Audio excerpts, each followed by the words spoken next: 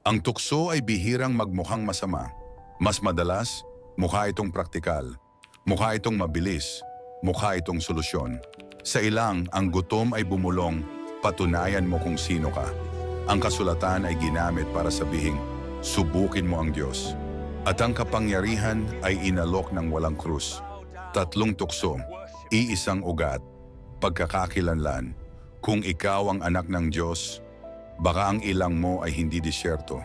Baka ito ay pressure sa pera, kalungkutan, ambisyon, o isang oportunidad na mukhang tama, pero may kapalit na pagsamba. Ang shortcut ay laging may hinihinging kapalit. At bawat kompromiso ay unti-unting binabago kung sino ka. Ang tagumpay ay hindi nagsisimula sa entablado. Nagsisimula ito sa katahimikan. At dahil nanindigan siya sa ilang, alam nating posible ring manindigan tayo. Walang lumalaban sa ilang nang mag-isa. Kung may pinagdaraanan kang laban sa pribado, kung ang tukso ay parang mas malakas kaysa sa iyong lakas, mag-iwan ka ng komento sa ibaba o magpadala ng mensahe. Ipananalangin namin ang iyong pangalan sa harap ng Diyos.